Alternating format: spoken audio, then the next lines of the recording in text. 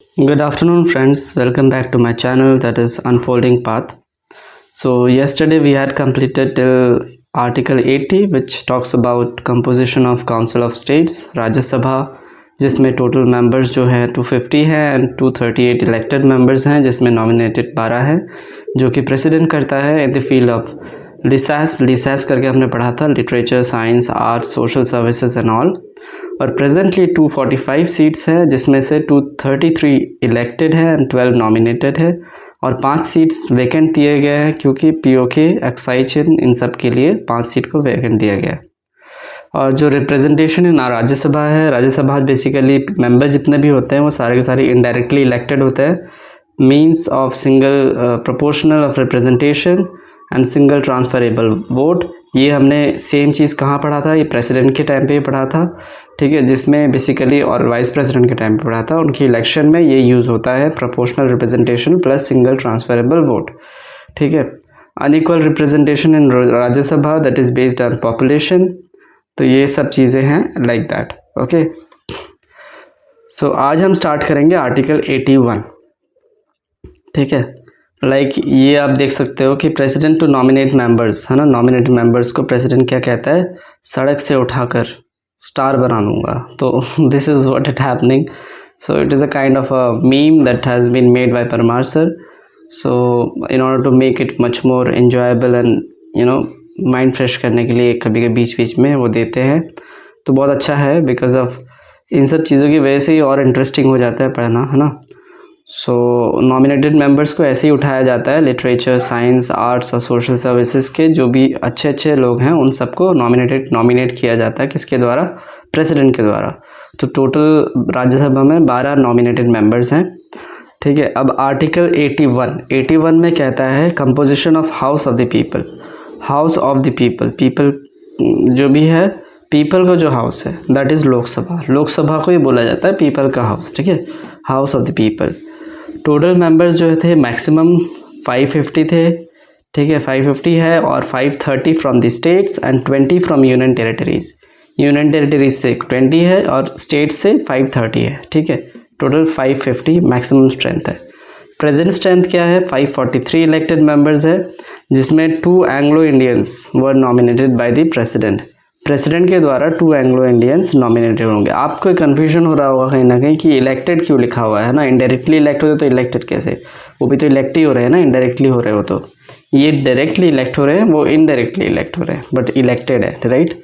तो 2 Anglo Indians were nominated by the president. This provision was removed later through 104 constitutional amendment act of 2019 के तहत 104 constitutional amendment 2019 के तहत 2 Anglo Indians जो कि लोकसभा में नॉमिनेटेड होते थे, किसके द्वारा, प्रेसिडेंट के द्वारा, वो उसको रिमूव कर दिया गया है, ठीक है। वो 2 एंग्लो इंडियंस को रिमूव कर दिया है जो नॉमिनेटेड होते थे, किसके द्वारा, प्रेसिडेंट के द्वारा, ठीक है। 104 कॉन्स्टिट्यूशनल अमेंडमेंट एक्ट के तहत, ठीक है, जो कि 2019 में हुआ था। अब हम आते हैं रिप्रेजेंटेशन इन लोकसभा में रिप्रेजेंटेशन कैसे होता है। डायरेक्ट इलेक्शंस होते हैं बाय द सिटीजन के द्वारा डायरेक्टली इलेक्टेड होते हैं। जितने भी मेंबर्स होते हैं लोकसभा में उनको भी एमपीज ही कहा जाता है, मेंबर ऑफ पार्लियामेंट, ठीक है। और आपको क्या पता है जो लोकसभा और राज्यसभा में कौन सा कारपेट होता है, ठीक है। तो बेसिकली ग्रीन कारपेट होता है, रिप्रेजेंट करता है इंडिया का एग्रीकल्चरल लैंड। और यहाँ पर क्या होता है कि people are here elected from the grass root level, है ना। तो फिर क्या होगा, कहाँ पर डायरेक्टली इलेक्ट होता है, ग्रास रूट लेवल से इलेक्ट कहाँ से होते हैं, एग्रीकल्चरल लैंड, ये सब शो करता है सिंबॉलिक नेचर में ग्रीन कलर। तो ग्रीन कारपेट किसका होगा, ये बेसिकली लोकसभा का होगा, ठीक है। वहीं पर ही हाउस ऑफ द पीपल है, वहीं से ही लोगों को डायरेक्टली इलेक्ट किया जाता है, ठीक है। वैसे ही अगर राज्यसभा में देखें तो रेड कलर का कारपेट रहता है, जो कि शो करता है रॉयल्टी और सिंबलाइज करता है सैक्रिफाइसेस, जितने भी हमारे फ्रीडम फाइटर्स ने सैक्रिफाइसेस किए हैं हमारे इंडिपेंडेंस के लिए। इवन उन्होंने जो खून बहा है वो खून के हिसाब से एज अ सिंबॉलिक नेचर में ये रेड कारपेट बिछाया गया है, किसमें, राज्यसभा में, ठीक है, जो कि रिप्रेजेंट करता है ऑल दी स्टेट्स, है ना। तो फिर यही है फ्रीडम फाइटर्स ने जो अपने खून बहा है, अपना, है ना, पूरा बलिदान दिया है पूरे इंडिपेंडेंस ऑफ इंडिया के लिए, इसी कारण से रेड कारपेट राज्यसभा में दिया गया। अब हम आते हैं आर्टिकल 82। आर्टिकल 82 में रीएडजस्टमेंट आफ्टर ईच सेंसस कह रहा है। सेंसस मतलब जनगणना। बेसिकली अभी जो रिसेंटली 2027 में जनगणना हो रहा है, वो सेंसस जो हो रहा है वो 16 सेंसस है। 2021 में होना चाहिए था, बट कोविड के कारण उसको पोस्टपोन कर दिया गया। एंड लास्ट सेंसस हुआ था 2011 में, ठीक है, जो कि 15th सेंसस था अपने इंडिया का। एंड बिफोर इंडिपेंडेंस 8 सेंसस हुए हैं, एंड आफ्टर इंडिपेंडेंस 7 सेंसस अभी प्रेजेंटली हुए हैं। अगर ये 2027 वाला सक्सेसफुल हो गया तो फिर पूरा 8 सेंसस आफ्टर इंडिपेंडेंस भी हो जाएगा, ठीक है। So it's very important. And जो अभी सेंसस चल रहा है उसमें 2 इम्पॉर्टेंट फीचर्स है। पहला है कि ये पूरा टोटली फुल्ली ऑनलाइन हो रहा है, census based on online. And second है कि कास्ट रेम्यूनरेशन भी हो रहा है, कास्ट को भी इसमें इंक्लूड किया जा रहा है, other than SC and ST, बाकी को भी। तो ये कास्ट बेस्ड सेंसस भी रहेगा।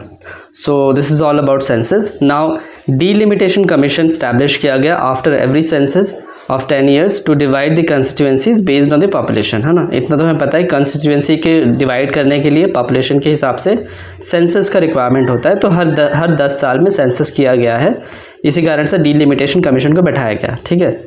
बेसिकली डीलिमिटेशन कमीशन अभी प्रेजेंटली हम लोग डीलिमिटेशन बिल भी लेके आए थे, बट वो फेल हो गया। Like 131st constitutional amendment bill, okay, amendment bill आया था 2026 में, जिसमें क्या हमने बात किया था, प्रपोज किया था कि स्ट्रेंथ जो है लोकसभा की उसको हम मैक्सिमाइज करेंगे फ्रॉम 543 टू 850, ठीक है। और there will be early delimitation commission based on 2011 के हिसाब से हम डीलिमिटेशन कमीशन करेंगे। लेकिन अभी हम लोग फॉलो करते हैं 1971 का प्रेजेंटली, ठीक है।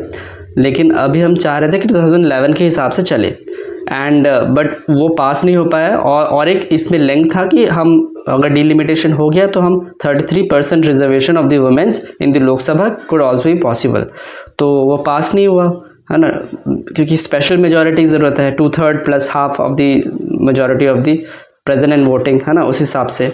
तो फिर हुआ नहीं एंड वो खारिज हो गया, ठीक है, 131st कॉन्स्टिट्यूशनल अमेंडमेंट एक्ट। अब जो डीलिमिटेशन कमीशन है वो स्टैब्लिश हुआ था after every census to 10 years के हिसाब से, एंड उसको डिवाइड कर रहा था constituency basis on the population, ठीक है। Because there are many divisions, even north and south, है ना, पॉपुलेशन डिफरेंस है, तो इसी कारण से पास होने में थोड़ा सा डिफिकल्टी हो रहा है, but definitely it will happen in the next few years. जो डीलिमिटेशन एक्ट्स आए थे वो अभी तक 4 हुए हैं, which is quite very important. ये एक PYQ भी है, UPSC में डायरेक्टली पूछा भी गया है।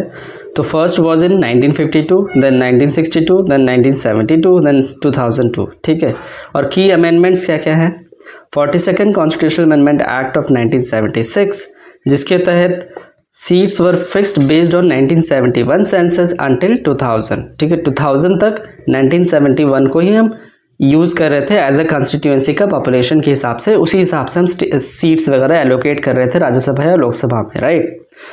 अब 84th कॉन्स्टिट्यूशनल अमेंडमेंट एक्ट 2001 में क्या हुआ? 2000 में ख़त्म हो गया। 2001 में freeze on delimitation commission extended till 2026 तक उसको फ्रीज कर दिया गया। मतलब जो पहले जो 1971 का यूज़ हो रहा था वही यूज़ हो रहा होगा टिल 2026 तक, क्योंकि उस टाइम तक डिलिमिटेशन कमीशन नहीं बैठेगा, फ्रीज कर दिया, राइट। किसके थ्रू?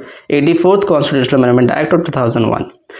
फिर 2003 में 87th कॉन्स्टिट्यूशनल अमेंडमेंट एक्ट 2003 में कुछ माइनर एडजस्टमेंट किए गए और डीलिमिटेशंस अकॉर्डिंग टू 2001 सेंसस के हिसाब से उसको लाया गया। बट एक्चुअली में देखा जाए तो 1971 का अभी भी फॉलो ही हो रहा है। फिर डीलिमिटेशन मीन्स द एक्ट और प्रोसेस ऑफ फिक्सिंग लिमिट्स और बाउंड्रीज ऑफ टेरिटोरियल कॉन्स्टिट्यूएंसीज। कोई भी टेरिटोरियल कॉन्स्टिट्यूएंसीज है जिससे हम MLA हमको मिलते हैं, उनका बाउंड्री फिक्स करना, ठीक है, वो कहाँ तक है, कहाँ तक फैला हुआ है, उस हिसाब से उसी को बोलते हैं delimitation. So this is for today, and I hope you are liking these classes. Please like, share and subscribe. Bye bye.